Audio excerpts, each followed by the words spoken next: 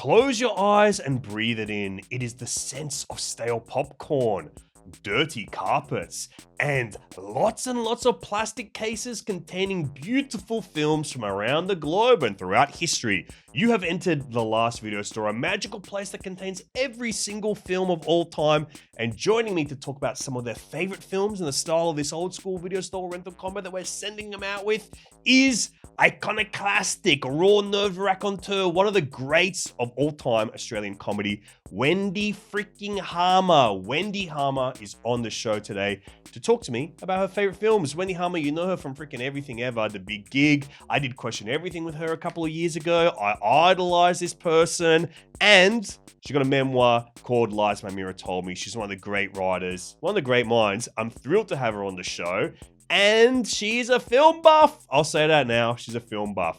And we're going to go through a new release favorite of hers, 2 weeklies, and then I'm going to give her a bespoke customized recommendation based on her taste. If you would like a bespoke customized recommendation based on your taste, dear watcher and viewer, please hit us up on either Last Video Store Batuta on Instagram in a comment or a DM, or on our YouTube. On the Batuta Advocate YouTube, you can leave a comment on one of our videos, this video in fact, or a 5-star review on iTunes, Apple Podcasts, Spotify, and in your review, tell us what your combo would be, and I'll give you a bespoke customization based on that. Our new producer, Emmeline, why don't you read out who it is, and what are they saying? Give us that combo.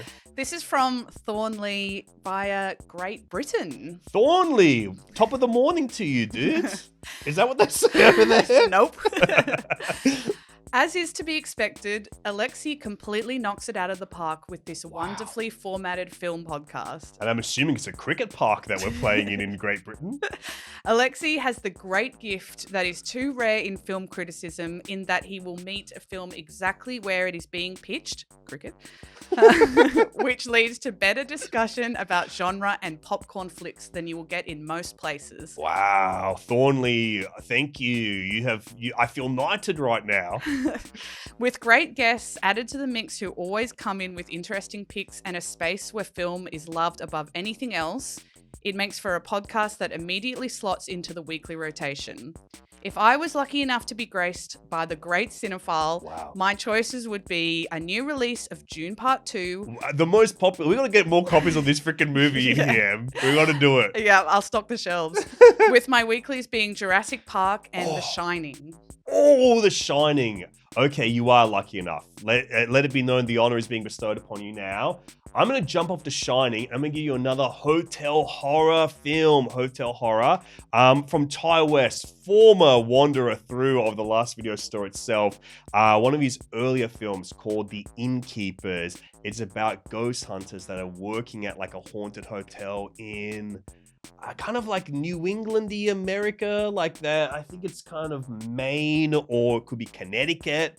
But that's a cool, spooky horror film that I just absolutely love. I've been meaning to rewatch it, so when Thornley brings it back, I'm going to chuck it on myself. But that's The Innkeepers. Great, spooky film. Now let's get into our chat with the... no words do her justice. I had to invent a noise for her. Wendy Harmer.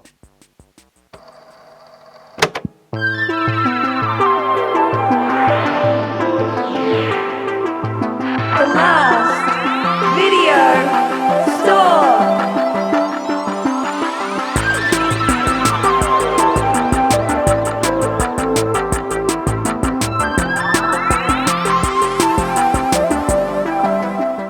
Well, breathe it in. Wendy Harmer, the iconoclast, is right here in the Last Video Store.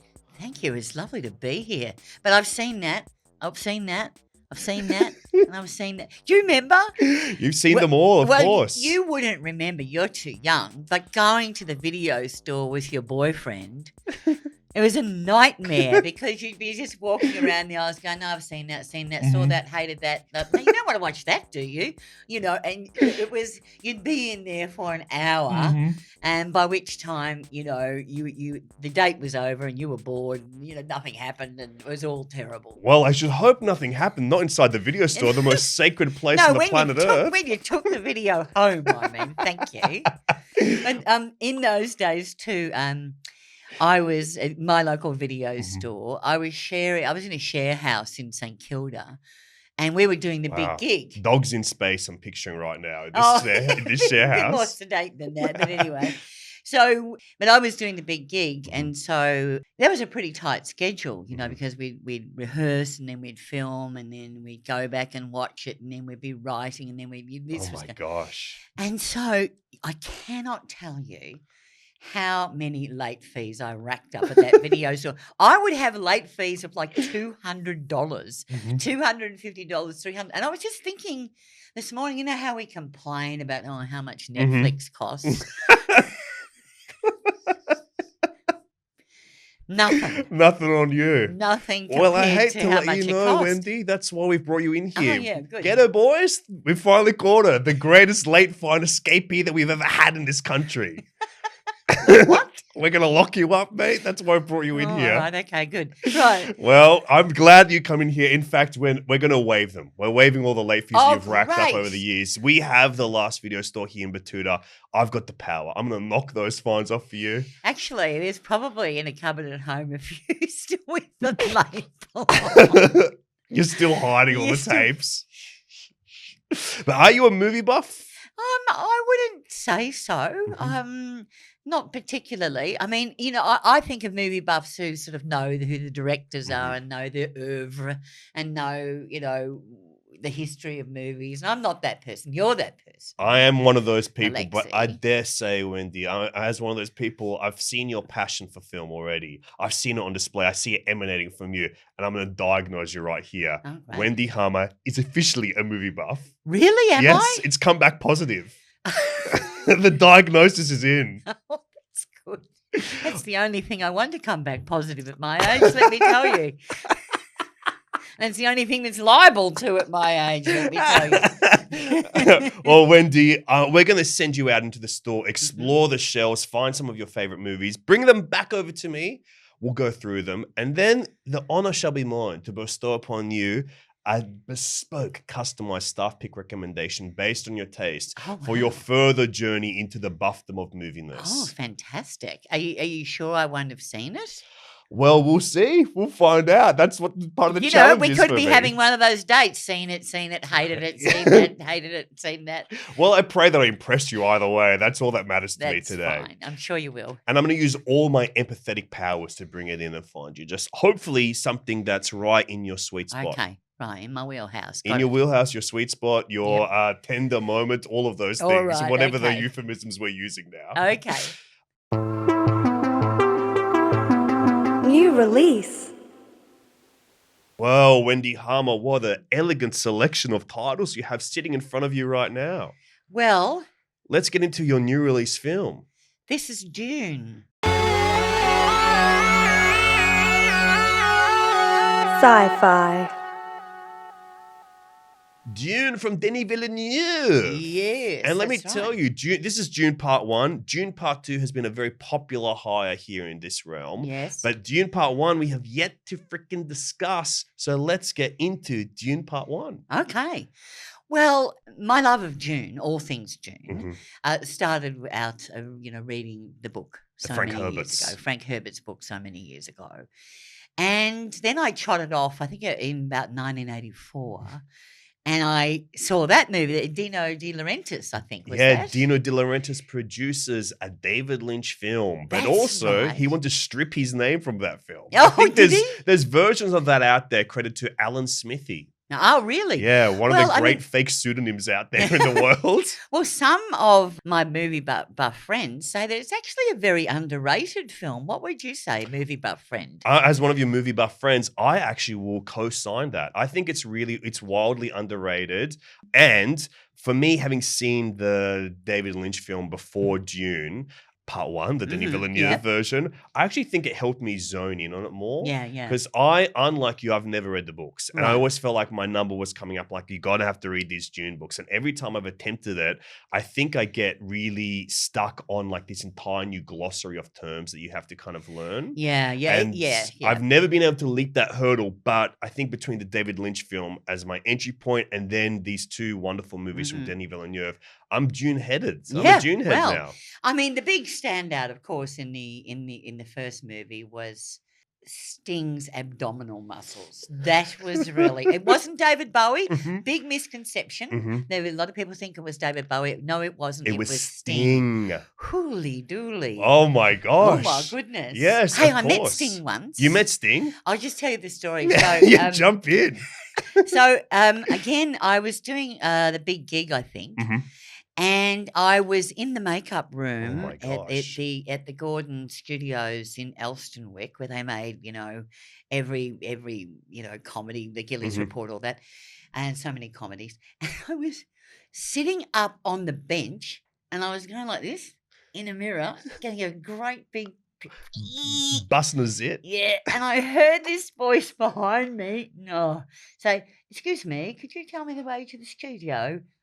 And I looked around, and it was Sting. And he was trying to find the Countdown studio. It was the most mortifying thing. That's my meeting with Sting. And I pray that you turned around and you saw him in all his abdominal glory in that Technicolor Speedo that he wears in this film. Yeah. Well, but it is, the original is, I mean, I liked it at the time, but then you see these two and you go, well, there it is. That is the realization of the world. What about those sandworms? Yeah, the way that they portray them in these new films. I think those sandworms, Villeneuve captures the scale of them magnificently. It is extraordinary. Apparently, Frank Herbert was he was really interested in Middle East culture. I think he'd spent some time there or something. So it does have that kind of Middle Eastern desert thing to it. And so very Lawrence of Arabia, I feel like there's something that Villeneuve captures. A lot of people have said, wondered whether it's sort of some commentary on Islam or something, but apparently not. It's just that he really liked that culture, and so the way he writes about it. But yeah, I mean, I mean, as far as sci-fi goes, these two Dune movies completely satisfied me. Now, the interesting thing is, apparently, they're going to make another one. Yeah, they're going to be going Dune Messiah. Well, the thing, I was reading a really interesting article about that, which said it's going to be quite problematic to make Messiah because there aren't any sort of big battles in it. Yeah, it's kind of set many years after those wars have taken place. It's quite philosophical and esoteric. And how they are going to put that on film, because what you're going for in Dune a lot is you're going for the whiz bangs and the big spaceships and the fantastical, the scale, and all that. And how are they going to do it with Messiah, which is very much an interior, novel. This article said, I can't remember who it was by, but they said they might even have to sort of invent some character or go back or forwards or, whatever. Yeah, I can imagine them maybe going, okay, let's begin with some of the battles to like express what the war was so we can kind of see that. But I think that it's interesting that you say that because there's another Denis Villeneuve movie, which is a very good example at externalizing those internal feelings. It's this film that he made with Jake Gyllenhaal called Enemy. And it's all about doppelgangers, and it's a very, very odd film. And it's so strange because it was when he started becoming like the new kind of face, or leveling up to that new face of who will be the next artistic blockbuster filmmaker. And he makes this kind of large scale art house film called Enemy. And it's all about like seeing like the double and all of those kind of like Kafka-esque kind of feelings, but told through a modern context. And he's very good at adapting the interiority to be surrealistic. Oh, okay. So I hadn't thought about that, but maybe Enemy is kind of like the way into how do you tell a Dune Messiah type story of taking the internal feelings and then making those be fantastical elements. Well, that's interesting that you say he's got a track record there. Are you saying that you watched the second movie but you haven't seen the first? I've seen all of them. I've seen all of them. Okay. I've even seen Children of Dune, the miniseries back when I was a teenage boy. Oh, there you go. Yeah. Because I went with my son, who's 26, and we went to see Dune 2, but he hadn't seen the first one. So it was very funny because the whole time I'm going, it's spice. They have that. That's what makes their eyes blue. it's a sandworm, like that. So You become the glossary to him. You're the translator. That's it. He's going, oh, yeah, right, okay. Yeah, that's more deep. It means rat. It means a rat in the big space world. Yeah, that's it. Those women with the things on their heads and their witch. Anyway, whatever. So I would recommend that you see June 1 first and then see June 2nd. I'm not, I'll be interested to hear what you think about when you read the book. Yeah, okay. I can't promise you what will happen. I don't think it will. You've got too many does. movies to watch. But if it ever does, you're the first call that I make. I go, Thank you. Wendy, I read it. It was hard. It was hard to read. It never got easier for me.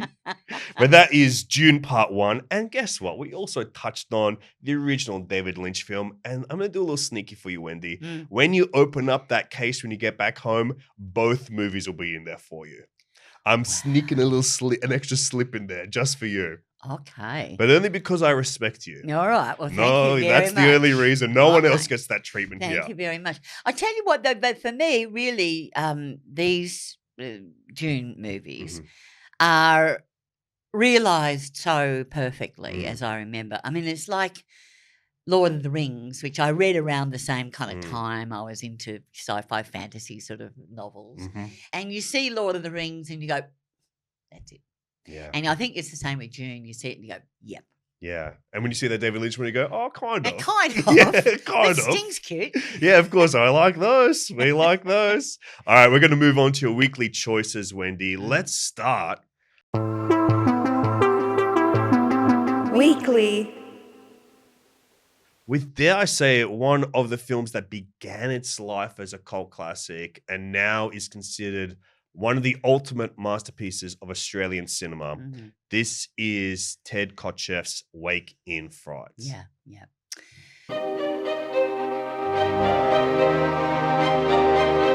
Thriller.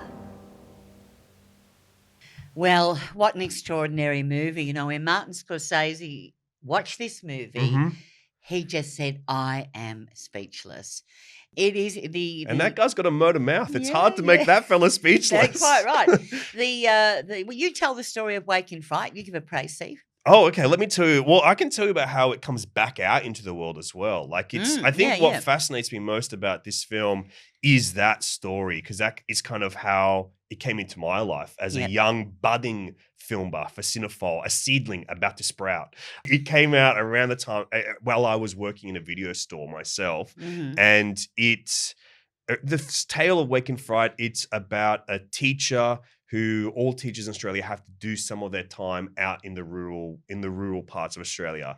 And it's kind of a lost weekend or a lost month even, where he is trapped in this town of Bundanyaba, where he falls into drink, falls into despair, falls into all the sweat, dust, and whatever else is out there, which is, dare I say, the modern terminology, toxic masculinity grabs this man and does not let him go. Yeah, I think it's one of the great commentaries of that. It's lost for decades. It only screened on TV once in the 1980s. Bill Collins screened it, and he said he never got more horrible feedback from Australian audiences than when he's seen that film. Yeah, well, I mean, David Stratton writes in the re-release of the book Wake in Fright, because it started as a novel by Kenneth Cook, and it's set in 1961. He says that this movie broke the drought of Australian filmmaking, and it kind of kicks off that Australian film renaissance, the new wave. You saw Picnic at Hanging Rock, and the films of like Fred Skepsey. That's right. And Walkabout is around this same time as well. The Nicholas Roeg film. It's almost these two international filmmakers, Nicholas Roeg, an English person, and then Ted Kotcheff is Canadian. They came and reignited us. Now, that is so interesting that they are outsiders. Absolutely. Because it was said about Wake in Fright, it put back Australian tourism 20 years. Because its depiction of Bundanyaba, a.k.a. Broken Hill, is so visceral and so harsh that Australian audiences just hated it. I mean, it went on to Cannes and did incredibly well overseas, but it took outsiders to render that world in the way, quite, truthfully and accurately, because no Australian filmmaker would probably dare. And an Australian filmmaker may have not picked up on the detail and the nuance of Mhm. what they were seeing in the way that these outsiders did. Of course, it's the last movie for Chips Rafferty, the first movie for Jack Thompson. So yeah. on that basis alone, you should go see it. But it is a wild ride. I love what you said about like this outsider observation, because I Mm. think that is like the secret thing that makes this film so visceral and so powerful, and why I think it endures so much.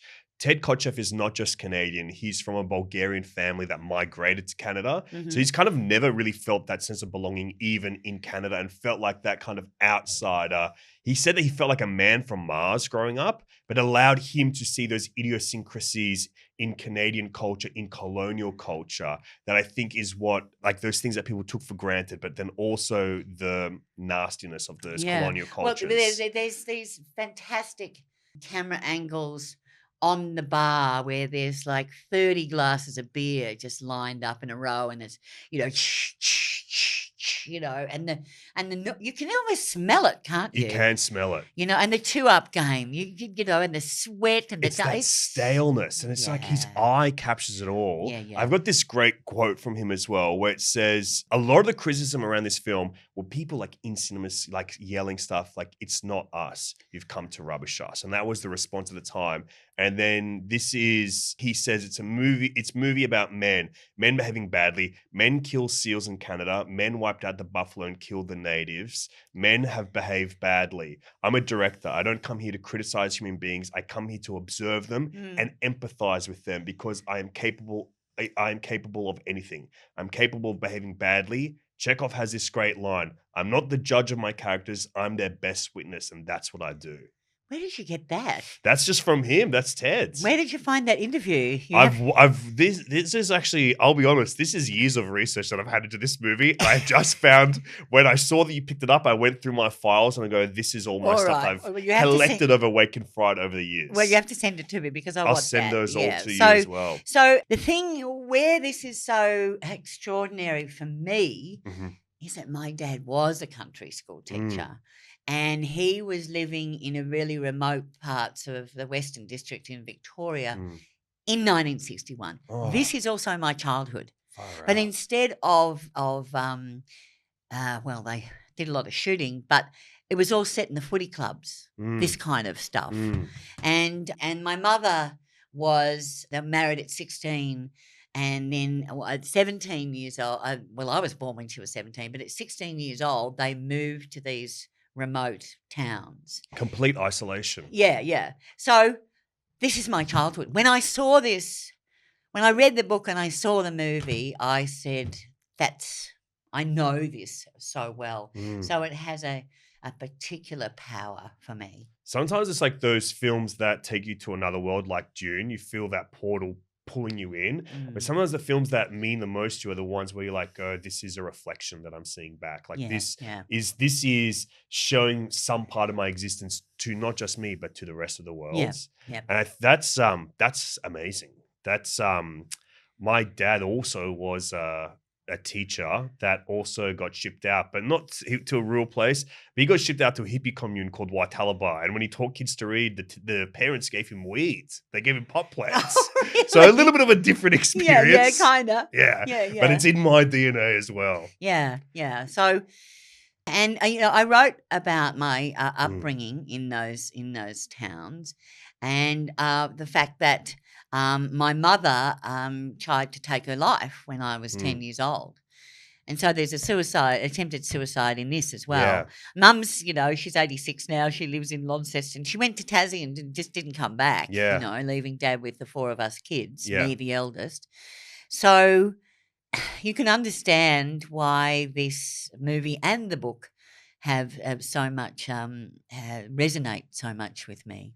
It's one of those films that when you go back to it, you feel like you discover new things every time. Are you finding that, is this a film that you come back to as well? Or is it hard because it is that reflection of life and existence? Well, I mean, it's pretty hard to find for a start, to go and watch. But I mean, I know the book absolutely 100% back to front. Wow. And I'm working on a project that's set around, but I shall We're tight-lipped. We're tight-lipped around that one. I'll zip it for that. So I know the book absolutely inside out. Yeah. It is so interesting you talk about it being hard to find because that's how it kind of, its legacy is that it was lost for decades and decades. And it was one of the editor of the film went on this journey to, and like this, like truly a mission to find it so it could be restored. And there was a copy in Australia that was always deemed too damaged to be re-released to the public in any kind of way.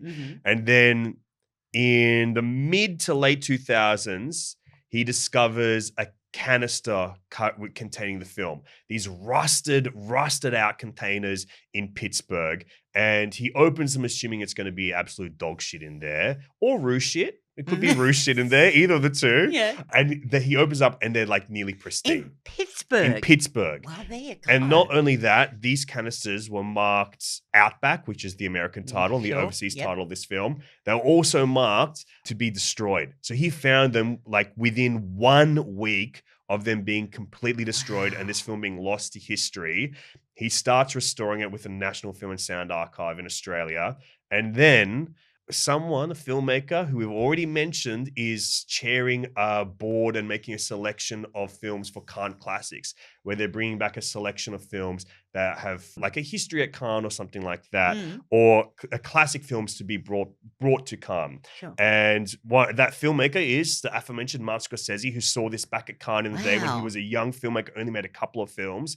And he was actually sitting behind Ted Kotcheff at the time, or sitting in front of him. And Ted Kotcheff was like, who's this guy losing his mind at my movie? And then years later, he finds it and goes, I want to play this again. So it's a rare distinction of one of only 2 films I've ever played at Cannes Film Festival twice. It's this and the Antonioni film, La Aventura. And so it's got this kind of great history out there. Your film buffiness is yes. doing my head in. Sting's got the buff body. I've got the buff film mind, mate. We're all here together today. Wow. So that's kind of how this film comes back. This film currently is going through another restoration by the National Film and Sound Archive to be more accurate to like the color timings of what it had been originally at the time. I just saw it at the Melbourne International Film Festival with a new score. It was a live score experience with this band called Surprise Chef. It's this group called Hear My Eyes, where they put on these screenings where they get bands to put live scores on. And it just held even more power for me than it ever has. Wow. Just seeing it on the big screen, I'd never seen this film with an audience, let alone on the big screen. And coming back to it every time, there's something new. And for me, this time coming in, who knows, I may have observed this before, but seeing it this time, it was so clear to me how obviously this is a film that deals with Australian masculinity and the horrible darkness of Australian masculinity. But this time, the queerness and the homophobicness of that really woke up to me. Well, it's very interesting. Of course, that is the sort of unanswered question in this book. Whether he had been raped or not. And no one knows. I mean, it's you could read it either way, really. So that's very ambiguous in the book and in the movie.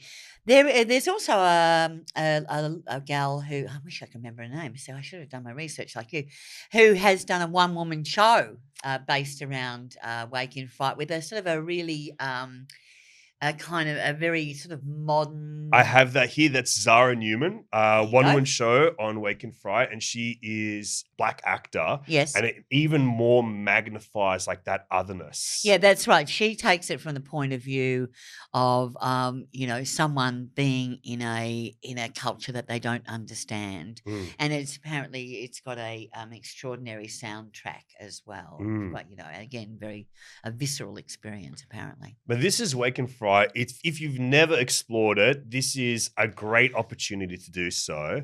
Do you have any other thoughts on Wake in Fright? Anything else you want to say? No, not at all. Except I don't think that you've done Australian cinema till you've seen it. Let me just put it that way. That's beautifully put. Very eloquent. I think that is exactly right on, though. That is right on. It's essential Australian film, essential film that holds that mirror up to Australia that it was not ready for at that time. I think that you film buffs use the word seminal, don't you? Oh, yes, I dare. Dare I use the word seminal? I think we shall. And you're a film up too. You just used it. There we go. The diagnosis is still ringing true. Before we move on, Wendy, I'm actually going to play a little game with you. Mm-hmm. I'm going to ask you a trivia question. It's Yep. a multiple choice question Yep. about Ted Kotcheff, the filmmaker. Mm-hmm. Which of these projects did Ted Kotcheff also direct? So he's an eclectic journeyman filmmaker. Which one of these did he also direct? First Blood, the Rambo movie. Weekend at Bernie's, the comedy about a dead body who is, puppeteered back to reality by his friends. Fun with Dick and Jane, the original George Segal, Jane Fonda film. Or Law and Order SVU, over hundreds of episodes of Law and Order SVU from 1999 to 2012. It's probably a trick question because probably all of them, but Rambo First Blood is the one that I know. Mm-hmm. And How'd I go? let's just say you figured out my magic trick, my little spell that I concocted. He did all of those things. Yeah. So he's one of those true journeyman filmmakers that's worked across them all. But it's always like that crazy thing going like, Rambo, First Blood, and Wake in Fright, they feel akin Dick and to each Jane was other. a great movie, wasn't it? Great movie. And by the way, you got to get up pretty early in the morning to trick me. Well, you got those breakfast radio hours in your arsenal. Not me. I'm a film buff, a creature of the night. All right, let us go on to your next film. Another film about the darkness of masculinity, if you will. Another film that is Based on a book. Based on a classic piece of literature, like all three of these. Yes. But it is, dare I say it, seminal. Yes. A true crime classic from The Twisted Mind. And the twisted mind and the high-pitched voice of Truman Capote. Truman Capote, yeah. Richard Brooks' adaptation of In Cold Blood. In Cold Blood.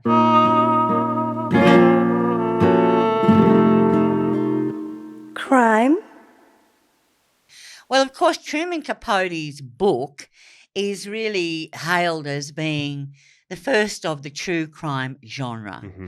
And now, of course, true crime is just, regular fare. Part and parcel. Part and parcel. It's people's walk around listening to a podcast all day long. It's in their heads. They're living true crime in their minds. That's right. People are on the bus and people are being slaughtered, in the headphone. Do you know what? I always say that this is the downfall of civilization was the video, the VCR. Wow. Because all of a sudden people could they could watch movies in any order that they liked. Whereas when I grew up, you had to watch things in the order that you were given them. You had to live through it. Like you had breakfast in TV in the morning. Yeah, breakfast at Tiffany's. We'll start with that. No, you had, if you're watching TV, this is, but you had, you started with your breakfast TV and then you had like Play School. And then you had maybe a nice light movie in the afternoon. Then you had the news. Then you maybe had a bit of current affairs. Then you got epilogue, okay? And you went to sleep. And everybody was doing the same thing at the same time. We had the culture combined. That's right. And then what comes along is the VCR machine and the remote control and the whole thing goes to shit. Yeah. Were you the remote control in your family growing up? Is that what I'm detecting? No, I wasn't. But everyone was, able to watch. It's not so much about the remote control, obviously, but everyone was able to watch and listen to things at all random times. So you never knew whether the person you were sitting next to on the tram had, as I say, just watched, I don't know, what's a really scary movie? Oh, I hate horror movies. I would say let's go with Nightmare on Elm Street. No, you don't know. Yeah, you're going off to work. They've just been watching Nightmare on Elm Street. They're psycho. So this is what happened. This is what happened when when the VCR happened. I had a very funny. Speaking of that, I had a funny run-in with a funny interview with the horror movie director, the Kill Bill. What's his name? Oh, Quentin Tarantino. Quentin Tarantino. Anyway. So do you want me to tell this story? Yeah, of course. Okay. If you're talking about one of the great video store nerds of all time, Quentin Tarantino, we got to hear it.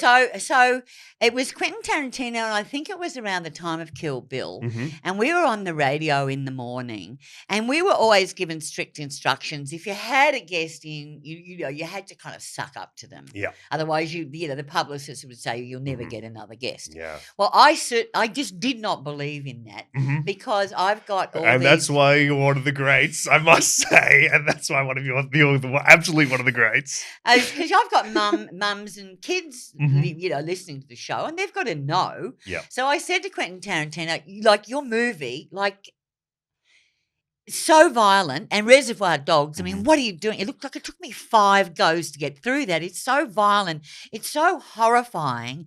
And he said, wow, you're exactly the audience I want. Yeah. You're fresh meat. He said, because movie buffs, they sit in film school, and he said they even analyze what color of blood that I'm using and, the effects. But I really scare you. That's so great. Anyway, he was fantastic fun. Anyway, after the interview, he'd been sort of upstairs to go, to another radio station. And I was in the foyer waiting to get the lift downstairs. And the lift opened, and it was just Quentin Tarantino standing there by himself. And he saw me, and he went, come in. Come in. And I went, fuck that. And I hit the down button. Send him straight to hell, Wendy. Straight to hell. There you go. Anyway, that's my Quentin Tarantino story. Back to this one. So, In Cold Blood is an extraordinary book about the murder of the Clutter family in Kansas. And it's still absolutely chilling. And I don't know, what can I say? This is a black and white job. Read the movie, read the book, watch the movie together. This is one of your longtime favorites too, I think. Yeah, when this is weird. I've never thought about this in a while. But when I worked at a video store, worked at Monitor Movies in Annandale, and I'm working at one right now, and I will for the rest of my life up in here. It is my duty. But back in Annandale, this was one of I don't know how else to put this, but when I think about those days, holding In Cold Bloods in my hands and seeing the little art house or art cult sticker in its corner, that big $4 green weekly logo, it's actually one of the most visceral memories I have of those days. For some reason, I think it was I knew the book. I didn't know they had turned it into a movie. And I think picking it up to put back on the shelf, there was something in this film is literally how I remember wandering around that store. Yeah, so it's and one of you my knew happiest it was memories. Deep and strange and weird, and so you went, this sounds like me. This sounds like me. I'm deep, I'm strange, I'm weird, and I'm in black and white in some of my own memories. So I think chucking it on was it's one of those films that epitomizes that idea of filmic discovery for me. And seeing it as a teenager and being familiar with the book, I don't know if I'd read the book or we'd studied it or something like that. I'm trying to remember at that time.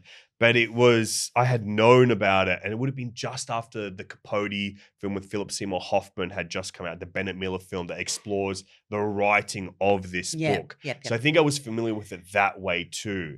But here, Richard Brooks's film, it's fascinating. Yeah, well, it's interesting because these two movies, Wake in Fright, they came around, they were sort of in that same era, in that same about 5 decade. years apart or so. Yeah, so it's it's speaking to the same kind of feelings of the darkness of masculinity of that time. That's right. I mean, and just watching, I watched a clip of it this morning of, them when they're actually committing the murders, and it is just so powerful and it's so affecting and so horrifying that you don't actually see everything, but the gunshots you kind of hear from out in the driveway or a dog running past, but they're none. You don't see the grisly elements of it really at all. It's not like Quentin Tarantino where you're looking at the color of the blood. No, but I'll tell you the color of blood. It's black in this one. It is, but just as well, I would say more. I mean, obviously Tarantino's playing for laughs half the time, but deeply affecting. And what an extraordinary movie. Yeah. Tell us a bit about how it was received. Well, at the time, it's considered a bit of a classic. Yeah. And let me tell you, it has it's like Roger Ebert 4 out of 4 stars. Yeah, yep. Kind of known as a bit of a groundbreaking. It's sensitive. I think a lot of people pick up this thing that I think goes on to epitomize Richard Brooks's filmography, for me at least, is this idea of empathy as well. Yeah, because the one thing is about this is that obviously you have empathy for the murdered family, but you get to understand the killers. Yeah. And you get to understand their psychology. And I suppose that's like Wake in Fright as well. But, you know, we were talking about that, the psychology of the characters in the movie. That's so it goes to explain a lot about how they came to be the killers that they are. And it's in a way that I don't think is dangerous. Like that's something you can kind of go to maybe a few modern true crimes is like the fascination that becomes celebration. I don't think this does that. I think this explores the psyche. And that's what's groundbreaking about it. The psyche, that was the word I was looking for. The psyche of the psychos. Yes. And this is as well Academy Award nominations: Best Director, Best Screenplay based on previous material, both for Richard Brooks. Best Original Score for Quincy Jones. Oh, right. And it's kind of got this, it's strange because it's a little bit jazzy, but it's a little bit more country and a bit more sparse than you expect from a Quincy Jones score. Also, Best Cinematography, and it's got this incredible black and white cinematography. Yeah. And it's in a time where we are moving towards color being the mainstay, the main treatment. The work with shadow in this is really interesting, isn't it? It's all that noir, like that noir quality. And I'll tell you, the cinematographer of this is one of the true legends of cinematic language, Conrad Hall, best known for his cinematic work on Butch Cassidy and the Sundance Kid, American Beauty, Road to Perdition, Professionals, The Day of the Locust, Tequila Sunrise, Searching for Bobby Fischer, and Cool Hand Luke, Fat City, and Marathon Man. So this Cool Hand Luke, oh my gosh, that's one of my favorite movies. So he's one of your favorite guys? Yeah, he is now. Hall. I mean, that is a roll call right there. He is one of the true masters of cinema. This film also, we must note, it does star Robert Blake as one of the killers. Rob Blake also just passed away last year, but also went on to be quite a nasty fella and killer in real life. Did he murder someone? Yeah, he was found responsible for the death of his wife. Oh, that's right. So there's a lot of darkness around this movie. Yeah. But having revisited this film as well, just fascinating. Recently, I also watched another Richard Brooks film, also based on truly like core-shattering true crime event in America. Before this, he made Cat on a Hot Tin Roof and stuff. But then in 1977, about a decade after In Cold Blood, he tackles another true crime, the killing and slaying of this teacher. And it's adapted into a book and then into a film, Looking for Mr. Goodbar. Wow. And the film follows that teacher played by Diane Keaton. Yeah, I'm sure I've seen that, but I can't remember. It's very hard to find because it's a deeply controversial movie. Because the whole film, you end up seeing her life, her perspective, her world. You end up it's all about her as a character. You empathize with her, you see her life. And I didn't even know that it's a true crime story. The end, as it starts descending into feeling like the darkness, it was one of the most horrifying experiences for me seeing it. It absolutely shattered me.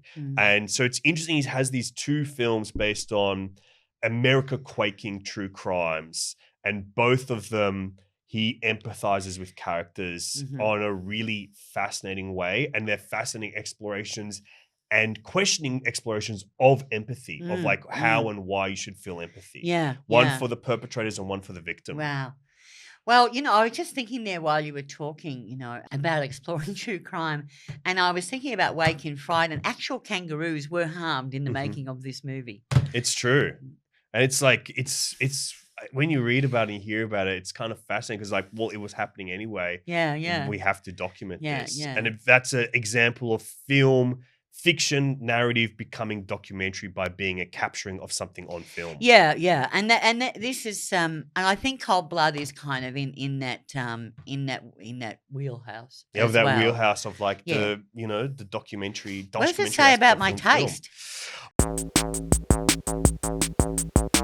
Staff pick. Well, let's say we're in that moment right now where I have to make the comments about your taste and what it says about it. So what I think it says about you is that you are not afraid of the darkness.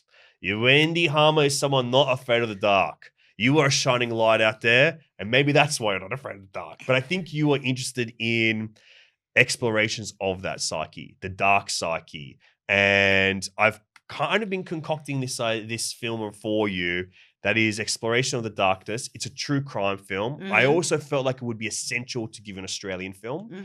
And there's also a weird tie-in with the Villeneuve Dune films to you as well. Oh, okay. That I'm excited to kind of tell you about, because I'm recommending to you a 2002 Australian film that, in my opinion, is one of the greats of Australian cinema. It's from a filmmaker called Thomas M. Wright, who I think is an absolute genius.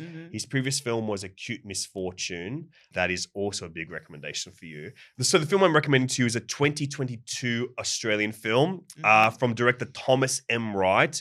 It is The Stranger.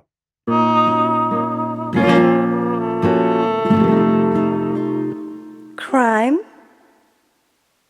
I think this is an absolute masterpiece. The Who's in Stranger. it?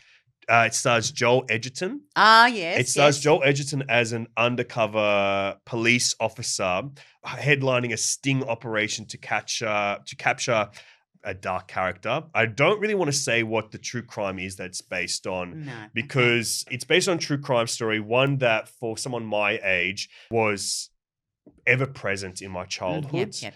And it's about two strangers strike up a conversation on a long journey. One is a suspect in an unsolved missing persons case. It's not what's his name in the forest. You know it is. It is Ivan Milat. No, not that. No, it's something else. I'll tell you off the record, because I think the family involved in that didn't want a film to be made about it. But this is a film told with such sensitivity and empathy for victims that I think it's an essential film. Okay. But I don't want to, I'll tell you off the records. One is a suspect in an unsolved missing persons case. The other is an undercover operative on his trail. Their uneasy friendship becomes the core of this tightly wrought thriller, which is based on the true story of one of the largest investigations and undercover operations in Australia.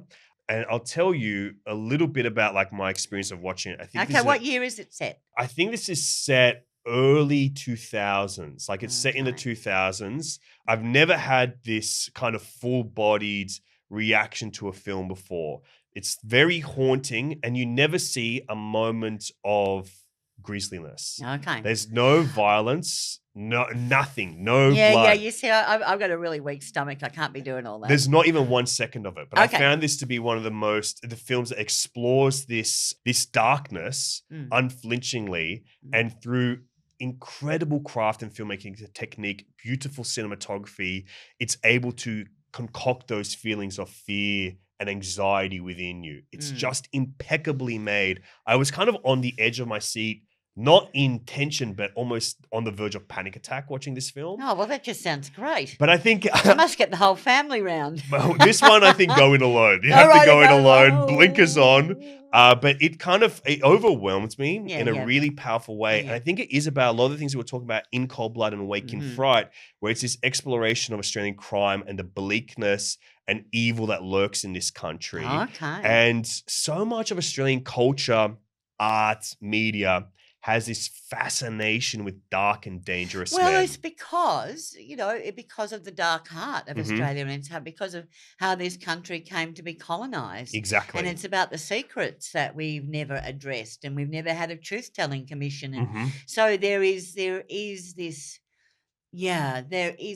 crime at the heart of Australia, the very nature of this. Where we live is a crime, I guess. And so much of that, like how it's expressed through art and how it's captured by audience, it's fascination for sure. But I think there's a lot of time where it feels, yes, clearly denigration, but then at times it does feel like celebration as well. The fascination becomes like a celebration of those things. This is a film that I feel like directly head on tackles those ideas in genre. And I think it feels like groundbreaking work in this field. Like seeing it, I felt like just so disturbed, but so excited by it, because I go, this is the first time where someone has taken those thoughts, those feelings, and been able to make a response to it. All right. Well, I Further- should also say that I do quite like romantic comedies. I'll give you one of those too. We'll give you an antidote right after this too. When everyone gets killed in the end. But I think you will really All right, love well, this film. Thank you. The man in question is played by Sean Harris, who is not an Australian actor. You might know him. He's from the Mission Impossible films. He's in The Green Knight.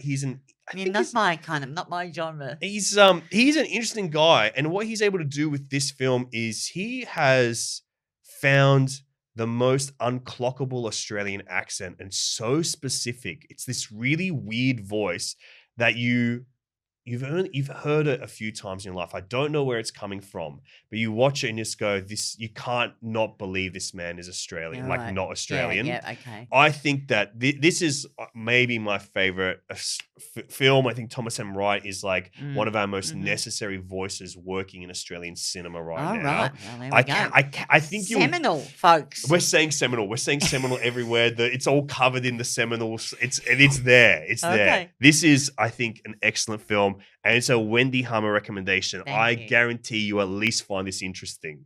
I guarantee it. Or else I will have some kind of breakdown and I have to come and. The good thing You I can come and think find me. is the older I get, the more it is that I watch something then I can't remember it like a week later. So this could be in that category. You could which have will be seen good. this, but I'll still put it as a fresh recommendation All in that right, case. okay.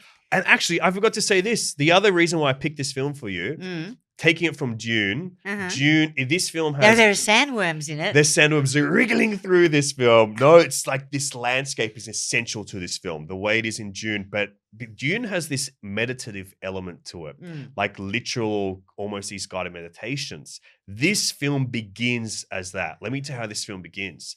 A huge, like kind of misty mountainscape. The camera's pulling through these clouds, and you hear... You're not far off, mate. Okay. You're not far off. You hear Joel Edgerton's narration come through. He asks you to close your eyes and breathe in, and it takes you on this meditation. It's Thomas M. Wright. I interviewed him. I presented this film for an actor screening a few years ago with Thomas M. Wright. And in the Q&A, I asked him about that because sound design is essential to this film. And he said with these opening moments, he wanted you to literally breathe in the film, the audience to breathe in the film and take it as a full-on exercise of empathy to take you on this journey of not just capturing this man, but to put you in the soul of this film. And I think that it sounds like wackadoo what I just said. You watch this and he achieves it. Okay. So it's a very special film in my opinion. That's huge. It's a lot. It's a lot to take in. It's a lot that you've just given me there. I should have said close your eyes and breathe it in before instead of just Okay. handing them all to you. But Wendy, absolute joy, honor, pleasure, privilege, seminal to have you inside the last video store. Thank you so much. Well, it has just been fabulous to be here with you. If I bring these videos back to you at your store, Yes. there's no way they can find out, like, if I still owe any money on the list there. Well, I say... I think it's past the statutes of limitations. But I think definitely is past the statute of limitations, but we have some of the keenest operatives here. But you know what? I'll have a word to them. Okay. I'll have a word to them. Okay. The fines are waived. You're off scot-free. You can travel the world with dare I say, a lightness to you now. No one's after you. The weight of the world is no longer on you. There was that rental car that I wrecked in Spain. No, I can't control only film rentals. I can't do anything about the cars. Can't do movie rentals. Car rentals. Okay. Fine. Well, Wendy, thanks so much Well, for joining thank us. you. I've just had the best time ever. Thank you. And if people want to hear and see more about Wendy Harmer, you've got a beautiful memoir. Yeah, my memoir came out last year, Lies My Mirror Told Me, and they might find a little bit of a hint or two of Wake in Fright in there. You never know. I think they might. Thanks again. The last video store.